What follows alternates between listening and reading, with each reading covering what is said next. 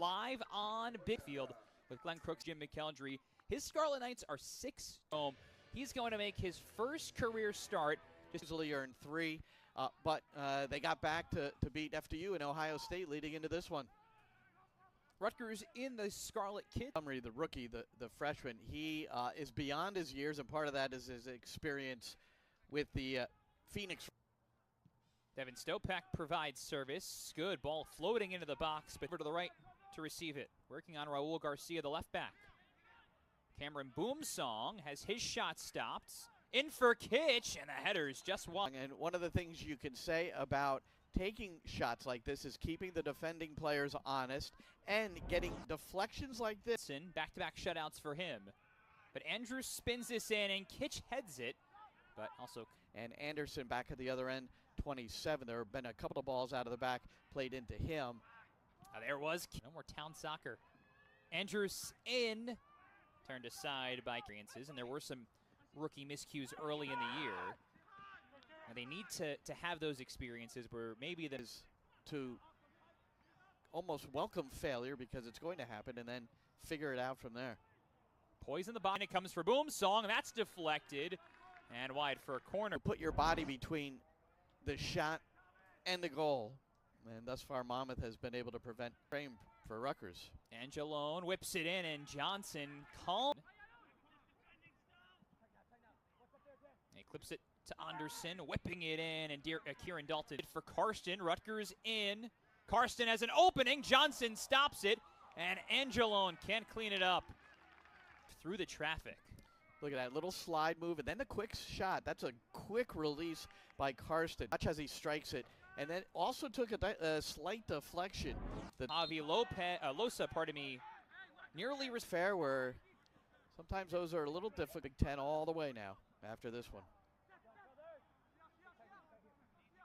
Oh, especially, too, it's that delicate. Tuesday night, the next game for Rutgers is not until Sunday in Ann Arbor. Just one game on the weekend in the Big Ten, so there's plenty of time for recovery. I'll have to tell you. Beats the defender, Andrew Kitch.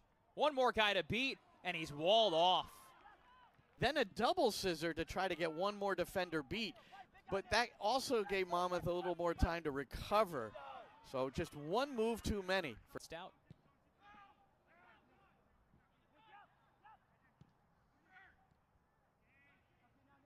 Here's Jerome. And there's a little crazy, and perhaps this is done for budgetary reasons, but well, the reason it does is RPI. Unless you're going to replace 2 letters, yes. That's what Rutgers will do next month. Not on this. Anderson coming over to this near touchline. It was Stopak who snuffed it out. Nice little shoulder-foot move to keep possession and make his way up the field. Oh, right there. That needs to remain secure. A great ball through. Here's Anderson, or pardon me, here's Friedman. Back, and Raul Garcia sends it to the star. Another look outside the area, and there's Jerome. He just came in a little late. Smith coming about a half hour in. See if they can build forward from there. Jack Andrews will take the free kick and drives it into the 6. And speaking of, there's Anderson headed away. Jerome gets the shot off, and Cadigan not. And then Crothers, difficult for them. Although all those shot stoppages have been a huge reason why.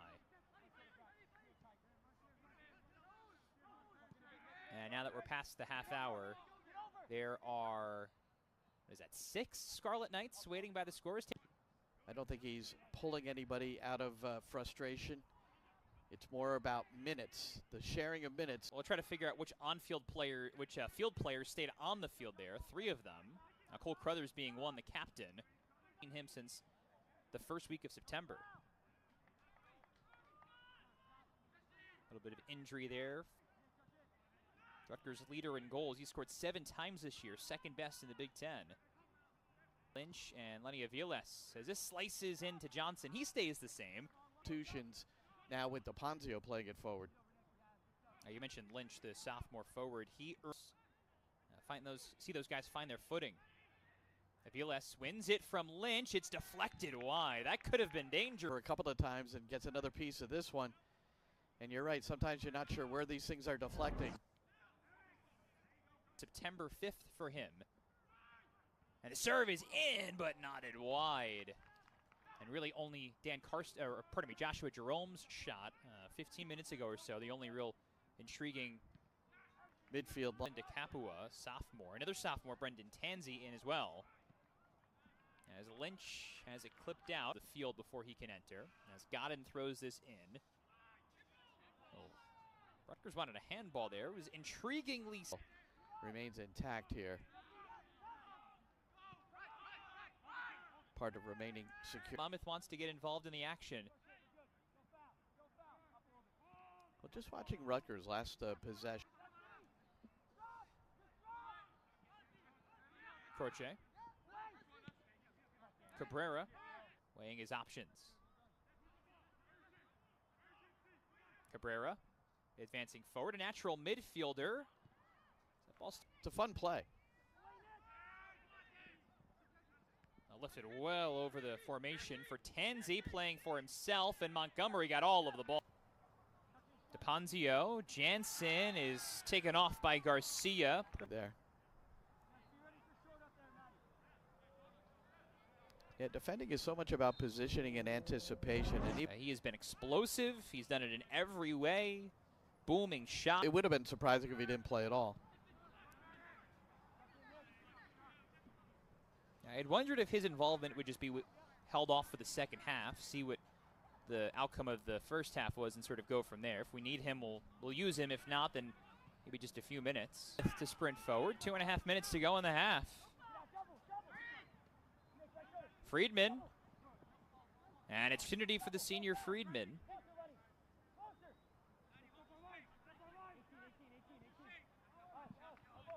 Now their focus this year is conference play for sure.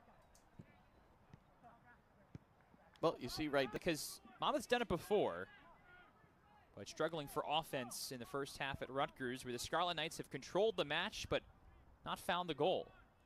Maybe here, Cabrera. Viles skims off his head. 5 seconds. Fantastic delivery from Cabrera.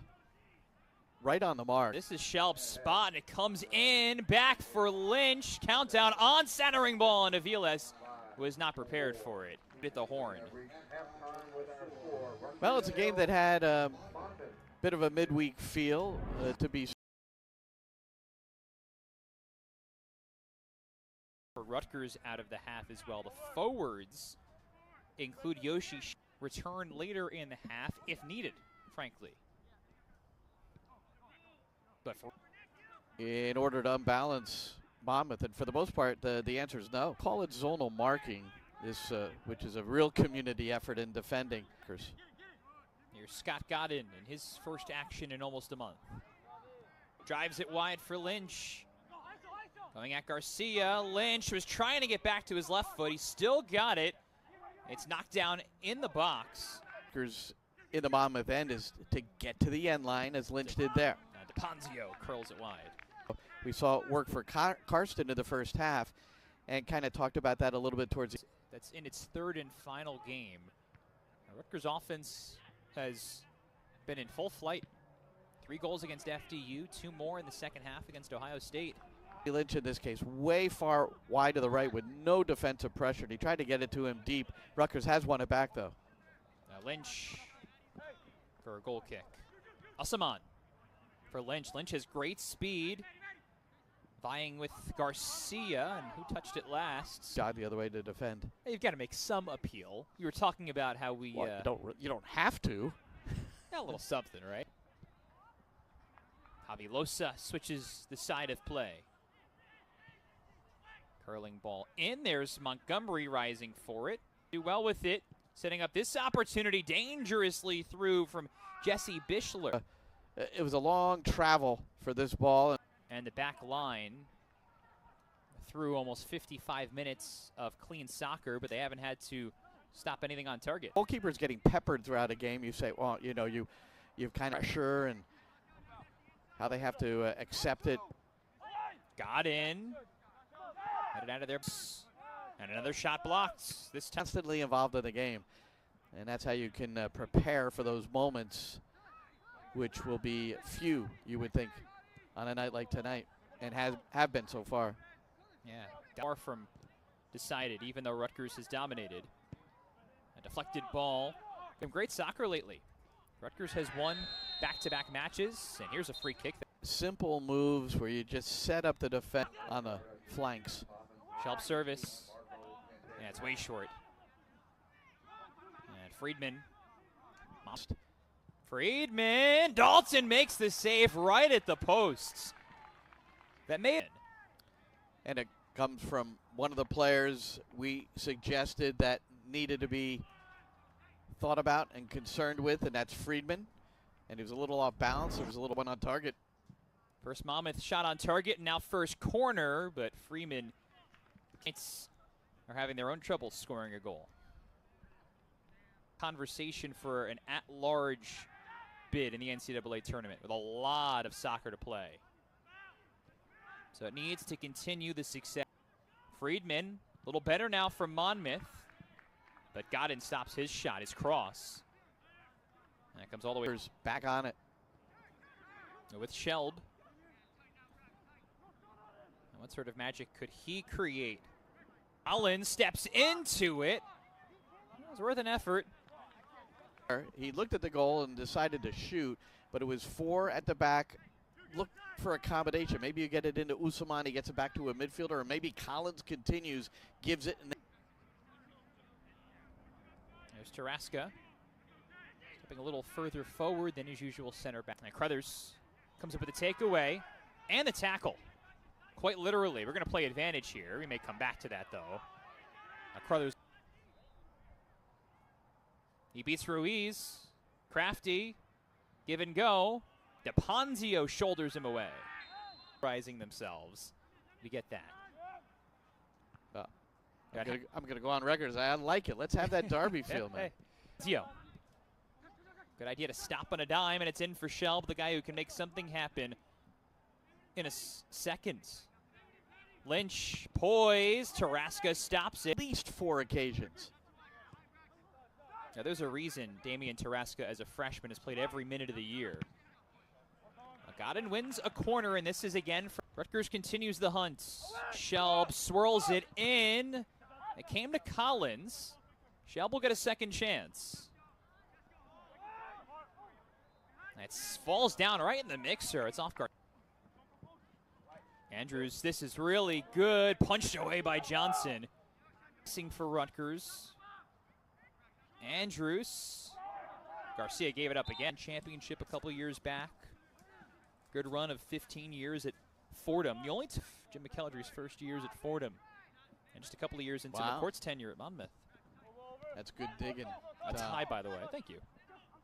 A draw was the result. A stale.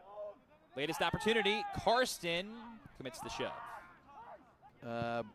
Immigrated at similar times, and most, if not all, of the Rutgers women's team is here tonight, by the way. Notice them during halftime. Is not in the building tonight. If he's doing some coach-related activity, he's got an eye on the result for his Fantano in for Losa. Defenders. And Friedman slings it back for Pantano, the reigning conference. There's Anderson.